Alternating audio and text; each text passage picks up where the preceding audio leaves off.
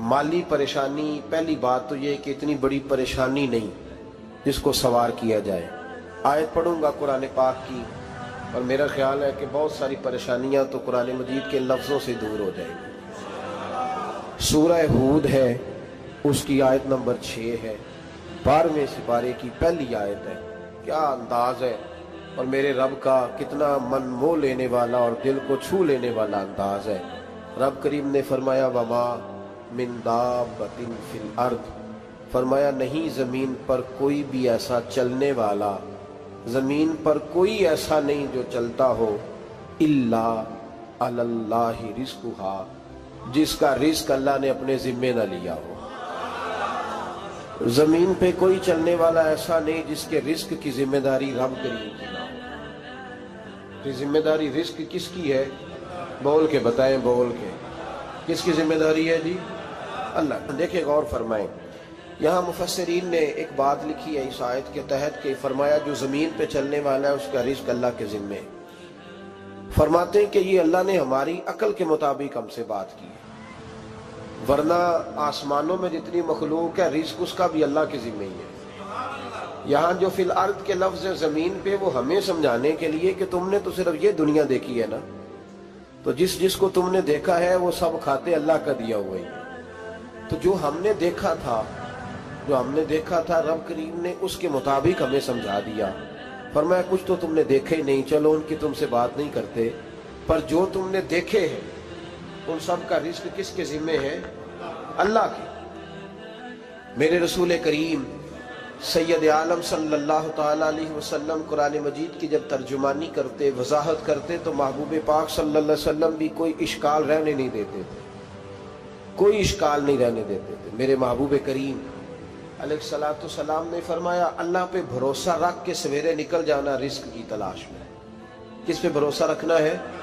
निकलना तुम्हारे जिम्मे है। ये ना कहना कि घर बैठूंगा तो यही आएगा, निकलना तुम्हारी जिम्मेदारी है। जितनी जिम्मेदारी है वो पूरी करना।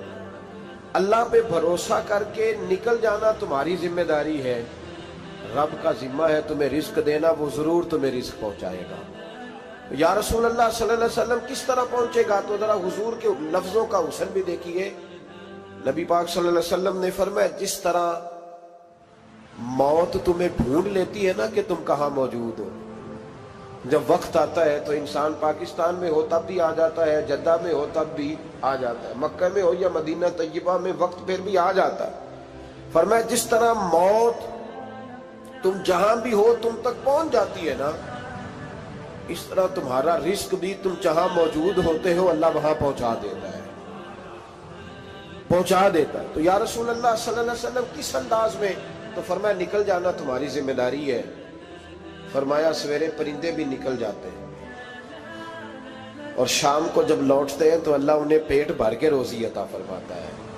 हालांकि उनको नहीं पता होता हमारा कारखाना कहाँ है, हमने कहाँ जाके मजदूरी करनी है। उनको नहीं पता होता कि हमारा दफ्तर कहाँ है, हमने किस ऑफिस में बैठना है। उनको नहीं पता होता कि हमने कहाँ जाके माल खरीदना है और कहाँ से हमने फिर उसको दोबारा बेचना है। उन्हें खबर नहीं होती, अल्लाह पे भरोसा करके निकल जाते हैं। निकलना तो तेरे जिम्मे है कि नहीं? फरमाया वो तू ड्यूटी कर, शाम को अल्लाह जो रब परिंदों को रोजी देता है वो तुझे भी अता फरमाएगा।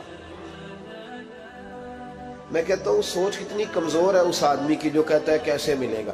कितनी कमजोर सोच है। जो रब बैल को रोजी देता है, बकरी को रोजी देता है, इस जमीन इस धरती पे अगर बसने वाला ऊंट भूखा नहीं सोता, चले ये तो पालतू जानवर होते हैं, इस धरती पर बसने वाली अगर बिल्ली और कुत्ता रोटी खा के सोते हैं तो तू तो अशरफुल मखलूकात है। तूने अपने ज़हन में क्या टेंशन पाल लिया है कि नहीं आएगा तो मर जाऊंगा, क्या बनेगा, किस तरह होगा? तू क्यों इतना परेशान हो गया? भाई माली परेशानी सबसे ज्यादा उस बंदे ने ओढ़ ली है जिसकी तवक्कुल की बात कमजोर हो गई है। तू सीधी तवज्जो अपने रब करीम की जानिब रख, सीधी तवज्जो अल्लाह की जानिब कर। रब फरमाते हैं जिम्मा तेरा नहीं, जिम्मा मेरा। लेकिन ना तनख्वाह एक आती है घर में, जब एक बच्चा होता है तो तब भी काम चलता है, जब अल्लाह 2 बच्चे दे दे फिर भी उस तनख्वाह से काम चलता है, जब 3 हो जाए फिर भी चलता है, जब 4 हो जाए। नहीं आप ना भी बोले तो बात तो सही है, बहरहाल काम फिर भी چلے اسی تنخواہ میں سے جب بندہ بڑے بیٹے کی شادی کر کے بہو بیاہ کے لے آئے تو پھر بھی کام چلتا ہے، اور جب اس بیٹے کو اللہ بچے عطا کر دے تو اسی گھر میں، اسی آنگن میں، اسی چھت کے نیچے کام چلتا ہے۔ تو پھر تو مان جانا کہ چلانے والا تو نہیں، چلانے والا کوئی اور ہے۔ پھر تو مان جا کے چلانے والا کوئی تو اس وقت جب تنخواہ تیری لگی تھی تو کہتا تھا ابا ابھی میری شادی نہ کر، میں بیوی کو کیسے کھلاؤں گا؟ تو وہی شخص ہے جس کی چھت کے نیچے پھر 1.5 درجن پوتے بھی پل رہے اور گزارا ان کا بھی ہو رہا ہے۔ تو رزق کا ذمہ کس کا ہے؟ اللہ کا ذمہ۔ اب ہمیں پتہ ہے پہلی بات تو پریشانی اس لیے اتار دینی چاہیے کہ ذمہ ہمارا ہے ہی نہیں۔ اب دوسری بات یہ کہ ذمہ داری کس کی ہے؟ اللہ حکیم بھی ہے اور علیم بھی ہے، حکیم بھی ہے اور جانتا بھی ہے، اور اسے پتہ بھی ہے کہ دینا کس طرح ہے۔ اب ہم پتہ کیا کہتے ہیں؟ کہتے ہیں وہ جو بندہ پجاروں میں بیٹھا ہے وہاں اسے نہیں بیٹھنا چاہیے تھا، اور میرا حق تھا۔ تجھے زیادہ پتہ ہے کہ اللہ کو؟ بول کے بتانا کس کو پتہ زیادہ ہے؟ کیوں جی؟ تو آپ اصل ٹینشن پتہ کب لگتی ہے؟ جب بندے کہتے ہیں نہیں وہ پجاروں میری تھی، میرا حق تھا۔ وہ جب گزرتی ہے نا پاس سے مہران کے تو مہران والا ٹینشن بڑی لیتا ہے، حالانکہ اللہ کو زیادہ پتہ ہے کہ وہ حق۔ ایک بات اپنے ذہن میں یاد رکھ لیں، رٹ لیں کہ جو میرے لیے بہتر تھا میرے رب نے مجھے دے دیا، اور بات ختم ہو گئی۔ بس وصل اچھا ہے نہ فراق اچھا ہے، یار جس حال میں رکھے وہی حال اچھا ہے۔ بس جو میرے حق میں بہتر تھا میرے رب نے مجھے، مسئلہ یہ ہے کہ تو اس پہ راضی ہونے کو تیار نہیں۔ حضرت علی کرم اللہ تعالیٰ وجہ الکریم نے میرے نبی پاک کی ایک حدیث بیان کی ہے، اور جناب علی جب یہ حدیث بیان کیا کرتے تھے تو حضرت مجاہد فرماتے ہیں یوں لگتا تھا کہ جیسے حضرت علی ہمیں ہر پریشانی سے نکال رہے۔ مولا علی شیر خدا رضی اللہ تعالیٰ عنہ فرماتے ہیں کہ مجھے میرے نبی پاک صلی اللہ علیہ وسلم نے ایک طریقہ دیا تھا ٹینشن فری ہونے کا۔ آپ فرماتے ہیں مجھے تو بڑا راس آیا ہے، تم بھی اگر کر لو گے تو تمہیں بھی فائدہ دے گا۔ کہا وہ کیا؟ حضرت علی کہنے لگے محبوب علیہ السلام نے فرمایا تھا لوگوں تم اللہ کے دیے ہوئے تھوڑے رزق پہ راضی ہو جاؤ، وہ تمہاری تھوڑی عبادت سے تم سے راضی ہو جایا کرو گا۔ بس تم 2 نفل بھی پڑھو گے تو اللہ راضی ہو جائے گا، تم 1 رکوع بھی سویرے اٹھ کے پڑھو گے تو وہ راضی ہو جائے گا، وہ تمہارے 313 درود شریف سے راضی ہو جائے گا، تم اس کے دیے ہوئے تھوڑے رزق سے راضی ہو جاؤ۔ ٹینشن اس لیے ہوتی ہے کہ ہم راضی نہیں جو اس نے ہمیں دیا ہے۔ وہ حل میں مزید کی جو دوڑ ہے نا، حل میں مزید کی، بے قدرہ کچھ قدر نہ جاتی، کیتی خوب تسلی ہو، دنیا دار پجاری زردے، کتیاں دے گل ٹلی ہو، بک بک روشن اکھیاں تکیو ویک حویلی کلی ہو، تے کوچ نصیر اساں جد کیتی پہ جانی تھر تھلی ہو۔ تو یاد رکھیں یہ جو ہے نا مصیبت کے مال آ کیوں نہیں رہا، وہ سامنے والا پلاٹ میرے گھر کے سامنے ہے گھر کے سامنے، پر رجسٹری میرے نام کیوں نہیں؟ یہ مصیبت سانس نہیں لینے دیتی۔ موٹر سائیکل کھڑی کرتا ہے نا جب آ کے دکان سے روٹی کھانے آتا ہے، دفتر سے گھر آتا ہے، کاروبار سے آتا ہے، تو جہاں موٹر سائیکل کھڑی کرتا ہے وہ ٹینشن بڑی ہے کہ کبھی میری ہو جائے نا یہ والی جگہ، تو میں یہاں بھی بورڈ لگاؤں اپنے نام۔ اس نے مالی پریشانی پیدا کی۔ تو جس حال میں ہے، کیونکہ تو نے اپنا یہ حال خود نہیں بنایا، جس نے بنایا ہے وہ بڑا بہتر جانتا تھا کہ تو اسی حال میں اسے اچھا لگتا ہے۔ تو اسے اسی حال میں، ایک بزرگ تھے تو ان کی طبیعت بڑی علیل ہو گئی، بیمار ہو گئے، تو اللہ نے آزمائش دی تو کیڑے پڑ گئے وجود میں۔ ایک کیڑا یہاں سے کھا رہا تھا، اللہ والے بڑے راضی رہتے ہیں اس کی رضا پہ، تو کیڑا یہاں کھا رہا تھا تو نیچے گر گیا، تو بابا جی نے اٹھا کے پھر وہاں رکھ لیا، کہنے لگے جب اس نے تیری ڈیوٹی مجھے کھانے کی لگائی ہے تو میں اس بات پہ راضی ہوں، تو نیچے کیوں گرتا ہے؟ بٹ ٹھیک ہے کھا، جب اس نے تجھے ڈیوٹی جو تیری لگائی ہے۔ سالبہ بن عبد الرحمن ایک صحابی تھے، سالبہ غالباً نبی پاک صلی اللہ علیہ وسلم کی خدمت میں آئے، کہنے لگے یا رسول اللہ صلی اللہ علیہ وسلم غربت بڑی ہے، میرے لیے دعا کریں اللہ زیادہ مال دے۔ تو محبوب صلی اللہ علیہ وسلم نے فرمایا تو جس حال میں اچھا ہے وہ تیرے لیے بہتر ہے، اس میں تو ہے وہی حال تیرے لیے۔ مشکل ہے نا یہ جواب سننا۔ کہتے پیر صاحب فلان جگہ سے تویز آیا، وہاں تو وارے نے آرے ہو گئے، تو آپ کے ہاں؟ تو میں کہتا ہوں یہ تویز دینے والا اگر تویز دے کے امیر بناتا ہے تو پہلے خود کیوں نہیں بنتا؟ یہ خود تو 150 کا تویز بیچ رہا ہے، اپنی بیچارے کی حالت یہ ہے۔ اگر اتنا ہی تویز اس کا چلتا ہوتا تو پہلے 5 ٹیوب پجارو اس کے دروازے پہ کھڑی ہو۔ عجیب چکر ہے اور عجیب جگہ لوگ الجھ گئے، سمجھتے ہی نہیں بات کو۔ یا رسول اللہ صلی اللہ علیہ وسلم دعا کر دے تو محبوب نے کیا فرمایا؟ فرمایا تو جس حال میں ہے نا وہ حال تیرے لیے بہتر ہے، اسی میں رہ۔ کہ نہیں حضور دعا کرے۔ فرمایا سال بعد تو باز آ جا۔ حضور دعا کرے۔ فرمایا تو باز آ جا۔ 2-3 دفعہ کا ضد کی، محبوب نے فرمایا جا پھر اللہ تجھے زیادہ پیسے دے گا۔ چند بکریاں خریدی، اتنی برکت ہوئی کہ بکریوں کے ریوڑ بن گئے۔ پھر کچھ بکریاں بیچ کے گائے خرید لی، ان کے بھی ریوڑ ہو گئے۔ پھر کچھ اونٹ اونٹنیاں لے لی، ریوڑ ہی ریوڑ۔ پہلے 5 وقت مسجد میں آتے تھے، اب فجر اور عشاء رہ گئی۔ پھر مال زیادہ ہوا تو مدینے شہر میں کوئی جگہ ہی نہیں، مدینے سے باہر حویلی خریدی، پھر جمعہ ہی رہ گیا۔ جمعے کے جمعے آتے، زکوٰۃ کا حکم آیا۔ میرے نبی کریم علیہ السلام نے حضرت ابو ہریرہ کو بھیجا، فرمایا جا اسے کہہ تیری زکوٰۃ بنتی ہے 2.5%۔ 10 کروڑ روپیہ ہو تو کتنی زکوٰۃ بنتی؟ بھئی 1 کروڑ کی 2.5 لاکھ ہوئی نا، تو 10 کروڑ کی کتنی ہوئی؟ تو بڑی مصیبت ہے جب بینک سے میسج آتا ہے نا کہ 25 لاکھ نکل گیا تیرے اکاؤنٹ سے، بہت بڑی مصیبت، بڑی ٹینشن ہوتی ہے۔ ایک صاحب میرے پاس آئے، ان کی زمین اچانک مہنگی ہو گئی، اچانک پہلے کچھ 15-16 لاکھ کی ایکڑ زمین تھی، پھر وہ کروڑ کی ہو گئی۔ تو میرے پاس آئے، کہنے لگے وہ 10 کروڑ روپے بنتے ہیں تو زکوٰۃ، تو میں نے کہا آپ نے کیا کیا؟ زری زمین پہ عشر آتا ہے، اس پہ زکوٰۃ نہیں آتی، تو آپ نے کیا کیا؟ کہنے لگے وہ کچھ سوسائٹی کے رول کے مطابق میں نے فائلیں وغیرہ لے لی ہیں، اب میں نا کبھی موقع آئے گا تو ان کو بیچوں گا۔ تو میں نے کہا اب تو آپ کا یہ مال ہو گیا بزنس کا، تو اب تو اس پہ زکوٰۃ آئے گی۔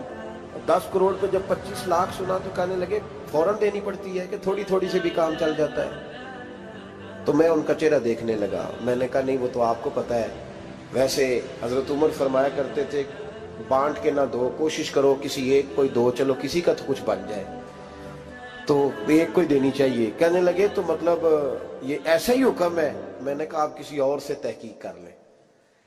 اب یہ بھائی لیتے وقت نہیں تجھے ٹینشن ہوئی کہ 15 لاکھ کا کروڑ ہو گیا، تو اس وقت نہیں تو نے کہا کہ یا اللہ، تو یہ کیسی سوچ ہے مسلمان؟ کس طرح کا اس کا؟ ہمارے ہاں جب کسی آدمی پہ حالات خراب ہوتے ہیں نا، تو سب سے پہلے وہ اس طرح کرتا ہے کہ جو میں کہیں اللہ کے رستے میں دیتا ہوں پہلے اسے بند کروں۔ جس رستے تجھے آ رہا تھا پہلے تو نے وہ رستہ بلاک کیا۔ حضرت اسماء بنت ابی بکر صدیق کہتی ہیں میں حضور کو مسجد کے لیے، ادارے کے لیے، صحابہ صفہ کے لیے کچھ دے رہی تھی، تو میں نے گننا شروع کیا تو حضور مسکرانے لگے۔ حضور مسکراتے کیوں ہیں؟ تو فرمانے لگی، محبوب فرمانے لگے اسماء اللہ کے رستے میں گن گن کے نہ دیا کر، ورنہ وہ بھی تجھے گن گن کے دے گا، تو اس کے رستے میں بے حساب دے، وہ بھی تجھے بے حساب ہی عطا فرمائے۔ لیکن پہلے یہ والا پہلے دروازہ بند کرو، یہاں سے پیسے ختم ہو رہے ہیں، تو اس طرح کرنا بھائی۔ اس دفعہ سوٹ ذرا گرمیوں والے نہ خرید، لیکن جو تو اللہ کے رستے میں دے رہا ہے اسے دیتا رہے۔ لیکن ہم اپنا نقصان کرتے ہیں، زیادتی کرتے ہیں اپنے ساتھ۔ میں نے آپ کو پہلے بھی بتایا تھا پیار کی بولی ہے، پھر بولتا ہوں۔ ایک بڑے بڑے پیار والے دوست ہیں، ایک دفعہ مجھے کہنے لگے کہ آپ کئی دفعہ اعلان کرتے ہیں تو مجھے اچھا نہیں لگتا، اور آپ ادارہ بھی بہت زیادہ بننے والا ہے، بڑی چیزیں میں دیکھتا ہوں جو ہوں تو بڑا نظام اچھا ہو جائے، آپ دعا کریں اللہ مجھے پیسے دے تو میں بڑے سارے خرچ کروں گا اس کے رستے۔ تو میں نے کہا یا اللہ اسے 10 کروڑ دے، یہ 9.5 کروڑ تیرے رستے میں دے دے گا۔ تو چپ کر گیا، جس طرح آپ نہیں کر گئے سارے، چپ کر گیا وہ بھی۔ اس نے کہا جی نہیں جی انشاءاللہ کریں گے۔ تو میں کیا پلیا جی تے دعا پہ ہوں دیا، ابھی تو وہ آئیں گے تو تب دیکھی جائے گی، تو تو یہیں اڑ گیا ہے۔ یعنی 9.5 کروڑ اللہ کے رستے میں خرچ کرنے کی دعا پہ بھی آمین کوئی نہیں کہتا کہ چلو آمین ہی کہہ دے۔ تو میں کہا تینوں تے 50 لاکھ بچتا سی پیا، لیکن تو اس سودے پہ تیار ہے۔ جب یہ سوچ ہوتی ہے، یہ غلط سوچ ہے، یہ بات تو اگر تم مسکرانے والی، لیکن یہ سوچ صحیح نہیں۔ حضرت عثمان غنی رضی اللہ تعالیٰ عنہ کہتے ہیں جس وقت نبی پاک صلی اللہ علیہ وسلم نے اعلان کیا نا جنگ کے موقع پر کہ 800 سپاہیوں کا خرچہ چاہیے، کہتے ہیں میرے پاس 600 کا تھا۔ یہاں ایک روایت میں حضور نے 1000 کا اعلان کیا تو میرے پاس 800 کا تھا۔ جب 2-3 دفعہ نبی پاک نے اعلان کیا تو کہتے ہیں میں نے کھڑے ہو کے کہا یا رسول اللہ پورا 800 میری طرف سے۔ کہتے میں نے 200 سپاہی کا خرچہ ادھار اٹھایا لیکن پورے 2 مہینے نہیں گزرے تھے، رب کریم نے مجھے کئی گنا کر کے پیسے واپس عطا فرما دیے۔ پر بات تو یہ ہے کہ تیری وہاں لو لگی ہو، تو تجارت کرتا ہے ان لوگوں کے ساتھ جو کیا دے سکتے۔ تو سالبہ کے پاس حضور نے پیغام بھیجا، پہلے تو کہا تیرے لیے بہتر نہیں مال، جب اصرار کیا تو بڑی برکت ہو گئی، بڑا آیا تو فرمایا زکوٰۃ دے، 2.5% زکوٰۃ ہے۔ جب سوچا کہ 5 اونٹوں پہ ایک بکری جائے گی اور بڑا سارا مجھے دینا پڑے گا، اب جب غور کیا تو یہ تو نہ کہا کہ میں نہیں دیتا۔ حضرت ابو ہریرہ سے کہنے لگے نبی کریم علیہ السلام کی خدمت میں عرض کرنا کہ میں خود آؤں گا۔ حضرت ابو ہریرہ نے آ کے عرض کی یا رسول اللہ صلی اللہ تعالی علیہ وسلم، حضور وہ کہتے تھے میں خود آؤں گا، تو کہتے ہیں محبوب نے ٹھنڈی سانس لی، فرمایا اسے کہا تھا کہ تیرے لیے مال بہتر نہیں، اب ہلاک ہو گیا، ہائے افسوس ہلاک ہو گیا۔ ان کو بھی تھوڑی دیر کے بعد احساس ہوا کہ یہ میں نے کیا کیا، نبی پاک کوئی کہہ دیا نہیں ہے، حضور کو کہہ دیا بعد میں آؤں گا۔ اب دوڑے آئے، عرض کی حضور میں سارا کچھ لے کے آیا ہوں، قبول کر لیں۔ محبوب نے فرمایا گویا بلال حبشی کی خشک کھجور بھی قبول ہے، اور صہیب رومی ایک اٹی بان کی لائے تو وہ بھی قبول ہے، اور عمار بن یاسر اور مصعب بن عمیر اگر 2 دینار دے جائیں اور کوئی پرانا جوڑا کسی سپاہی کے لیے چھوڑ جائے تو وہ بھی قبول ہے، لیکن تو اپنا لاکھوں لے کے چلا جا، تیرا کوئی نہیں قبول، معاف کر دیں۔ فرمایا جا معاف کیا، پر پیسے لے کے نہ آنا۔ اگلے سال پھر آئے، بندے ہوئے ہاتھ ہیں، محبوبہ میں دولت کا کیا کروں گا، آگ لگانی ہے، قبول کر لیں۔ فرمایا تو لے جا، تیرا نہیں قبول، گرا جو ان کی نگاہ سے وہ سنبھل نہیں سکتا۔ حضور نے وصال ظاہری کیا تو جناب صدیق اکبر کے پاس آئے، لاکھوں کا مال، ابو بکر قبول کر لو، تو جناب صدیق اکبر کہنے لگے اس کا کر لو جس کا نبی نے نہیں کیا، چل جا کوئی نہیں چاہیے۔ حضرت عمر کے زمانے میں قحط پڑ گیا، بارشیں نہیں ہوتی، غلہ نہیں ملتا، حالات خراب ہے، مالی طور پہ بحران آ گیا، غربتیں، مجبوریاں، تکلیفیں، آ کے روئے، عمر میرا قبول کر لو، مجھے معافی تو مل گئی تھی نا۔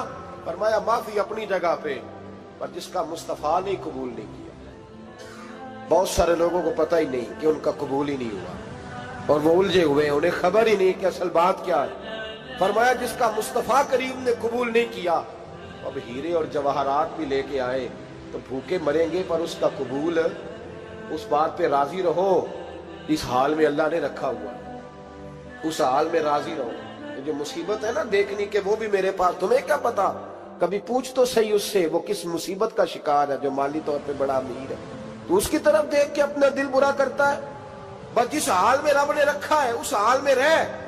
حضرت عثمان غنی کے زمانے میں تو وہ وصال کر گئے، لیکن بھائی تو جس حال میں تیرا رب تجھے رکھتا ہے اس حال میں رہ، تیری مالی پریشانیاں ختم ہو جائیں گی۔ میں نے پہلے بھی شاید آپ کو ایک دفعہ کہا تھا، میں تعلیم سے فارغ ہوا تو میرے ایک استاد اور میرے کچھ دوست کہنے لگے افریقہ آ جائیں آپ، بھائی بہت بڑا ادارہ ہے، اس کو چلائیں، اس کو سنبھالیں۔ میری والدہ سے میں نے کہا، اس طبیعت ہوتی ہے نا انسان کی، میرا بھی دل لگ گیا۔ میری اماں پڑھی نہیں تھی لیکن اللہ نے دانائی بڑی عطا فرمائی تھی، حکمت بڑی تھی، سیانی بڑی تھی۔ تو میں نے کہا اماں جی وہ مجھے ساؤتھ افریقہ کی دعوت ہو رہی ہے تو آپ کیا کہتی ہیں؟ تو اٹھ کے میرے پاس آ گئی اور مجھے انہوں نے اپنے بازوؤں میں لے لیا، پھر میرا ماتھا چوما، کہنے لگی پتر میں تے وال بھی نہ پوٹ کے دیوا کسی نے، ہم نے دولت کا کیا کرنا، تو اللہ کا نام لے کے کہیں بیٹھ جا، رب کریم رون کے لگا دے گا، خیر ہو جائے۔ تو میرے بھائی یاد رکھیں ان چیزوں سے تھوڑا سا دیکھیں نا، قناعت کریں، جو اللہ نے دیا اس پہ راضی ہو جائے، اللہ بڑا مہربان ہے، وہ آسانیاں کر دیا کرتا ہے۔ تو یاد رکھیں میرے رسول کریم علیہ السلام نے ایک تو ہمیں درس یہ دیا ہے کہ تو سمجھ جا، قرآن نے ہمیں بتایا ہے کہ روزی تیری ذمہ داری نہیں، روزی کس کی ذمہ داری ہے؟ اللہ کی۔ اور دوسری بات یہ کہ جو اللہ نے تمہیں دیا ہے اس پہ تو راضی ہو جا، تیری مالی پریشانیاں ختم ہو جائیں۔ اور پھر حضور صلی اللہ علیہ وسلم نے فرمایا مذہبی طور پر جب دیکھو تو آگے دیکھو، اور دنیاوی طور پر جب دیکھو تو پیچھے دیکھو، پریشانی ختم ہوگی۔ مذہبی طور پر جب دیکھو، جو 5 نمازیں پڑھتا ہے وہ تہجد پڑھنے والے کو دیکھے، اور جو تہجد پڑھتا ہے وہ اشراق چاشت پڑھنے والے کو دیکھے، اور جو بندہ اشراق اور چاشت پڑھتا ہے پھر اس کو دیکھے جو سارا دن مصطفیٰ پہ درود پڑھتا ہے۔ اوپر دیکھے کہ میں نے اور نیک ہونا ہے اور نیک، اور جب مالی معاملہ ہے تو پھر نیچے دیکھ۔ اگر تو بیٹھا نا پجاروں پہ تو پھر ٹوڈی والے پہ نظر کر، اس کا کیا حال ہے۔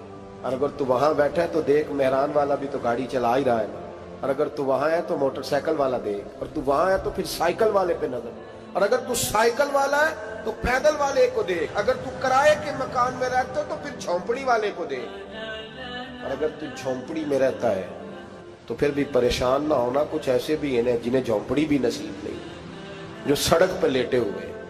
اور اگر تو تندرست ہے نا تو کبھی جا کے ہسپتال میں دیکھ حال کیا ہے، لوگ کس حال میں، تو ہم شکر نہیں ادا کرتے۔ اس کا نقصان کیا ہوتا ہے؟ نعمتیں چلی جاتی ہیں۔ اللہ فرماتے ہیں لَئِن شَكَرْتُمْ لَأَزِيدَنَّكُمْ، تو شکر ادا کر، میں نعمتوں میں اضافہ کر دوں۔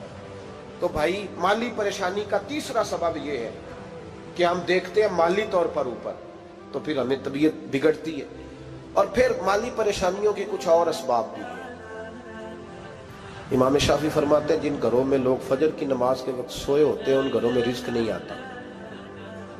آپ فرماتے ہیں فجر کا وقت اللہ کے دینے کا وقت ہے، اس وقت اللہ بانٹتا ہے۔ حضور صلی اللہ علیہ وسلم کا فرمان ہے نا حدیث میں کہ تہجد کے وقت اللہ پہلے آسمان پہ نزول جلال فرماتا ہے جو اس کی شان کے لائق ہے تہجد کے وقت، اور وہ کہتا ہے مانگو میں تمہیں عطا کروں گا۔ لینے کی باری آئے تو بندہ سمیٹ سماٹ کے اندر گھس جائے۔